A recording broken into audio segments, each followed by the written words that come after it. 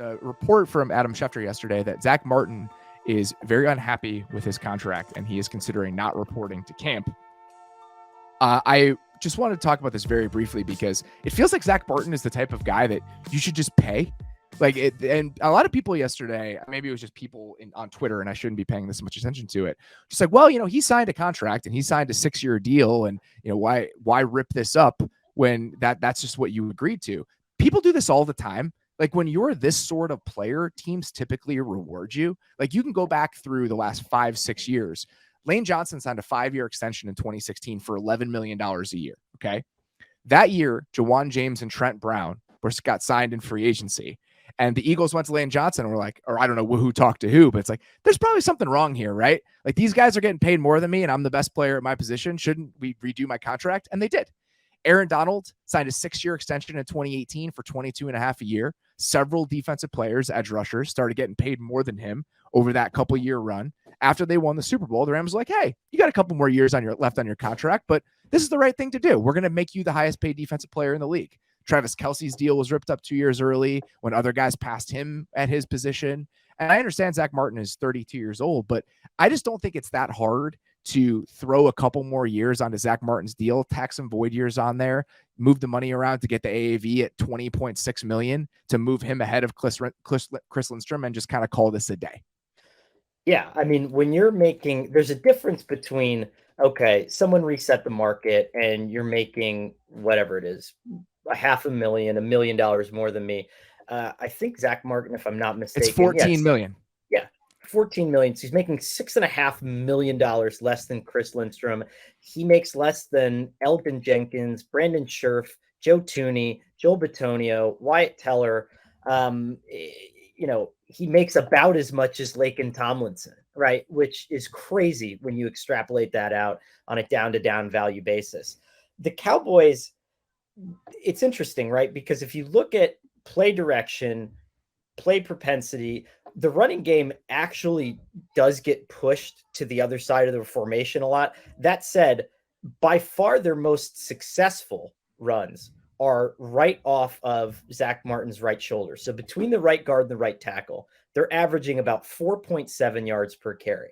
That's one factor that I would think is in his favor. And then I just did a quick glance at the Cowboys schedule, and at least by my estimation, 11 of the 18 teams that they play, I would say their best defensive player, or very close to their best defensive player, is a premium interior pass rusher. And so if you're Dallas and you're looking at this, like, what is the holdup here? Like, why isn't okay, you're our best run blocker, you're our best pass blocker.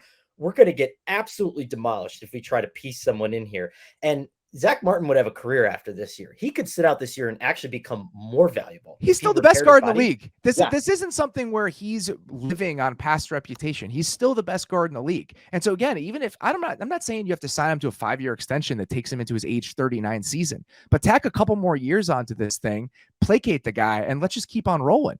And I think part of the hesitancy here probably is that they're going to have to give CeeDee Lamb a contract here pretty soon. They're going to have to give Trayvon Diggs a contract here pretty soon. And there's some cash that they're going to have to throw around. And maybe they don't want to throw Zack Martin onto that pile, but it just seems like it's worth this guy being happy when he's that sort of presence and that sort of player. I mean, this is a Hall of Fame player who's been there playing at this level for 7-8 years. These are the types of guys who get rewarded early around the league. That's just how it goes. And if you look at how teams have historically had success defensively against the Cowboys, I mean, yes, good edge rushers tend to win. Dak Prescott is a little bit like Tom Brady in the sense that I feel like he is more vulnerable to interior pressure than he is to exterior pressure. That's another thing for Zack Martin. And you have your most vulnerable offensive lineman is playing next to Zack Martin. And so you're counting on him not only to take care of his own, but to elevate his side of the line as a whole. And so it's sort of the definition, the NFL salary definition of F around and find out. And it seems like they're somewhat interested in finding that out. I mean, there could be someone that they love that we don't know. There could be some sort of a faith in the system, the coaching staff, but I can't imagine Mike McCarthy is not sticking his head into every office in there and being like, when are we going to get this done? Because, I'm kind of in a make or break year here too. And there are examples of this in Dallas specifically where they haven't retooled these deals, Tyron Smith being the best one. Yeah. Tyron Smith was consistently injured deeper into that contract. Tyron Smith was not the sort of kind of ironclad player and an ironclad bet that Zack Martin has been throughout the entirety of his career. So even if the Cowboys didn't redo Tyron Smith in the similar situation, the situation isn't that similar. And there are people who are like, well, he signed a 6-year deal. You know, he got 6 years of security. The 6-year deal is much more beneficial to the team than it is for Zack Martin. One, the contract becomes out of date a lot sooner. And two, they've restructured this thing every year for the last 4 years to create cap space. The 6-year part of this is more doing a solid to the organization than it is getting 6 years of security. So I think he's already done his part in this entire relationship, this entire situation. I think the Cowboys should probably just do theirs.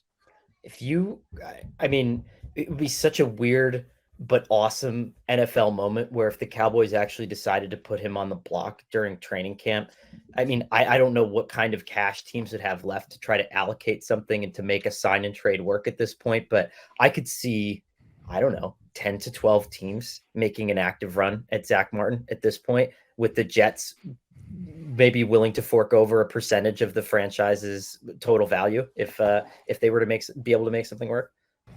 I got 1, 2, maybe 1, 2, 3, 4. Oh my God. What about the Colts?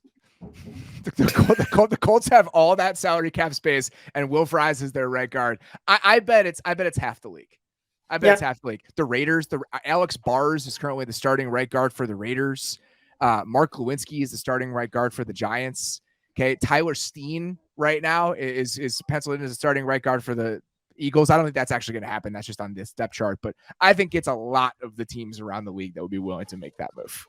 If you talk to good defensive tackles, they will say that the best thing that another team has is a bad guard, because guards are traditionally your most active offensive linemen. They're going to pull more than any other position. And if they are able to tell in any way what they are doing before the snap, they have the possibility of blowing things up completely before the play even starts. So you look at a guy like Zack Martin, he's not only protecting the passer, he's not only your most valuable run blocker, but he's also disguising what you are doing. He's making your running game better because he's really good at not letting people know what he's going to do on the next play. And I think that's sort of an underrated part of guard play in general.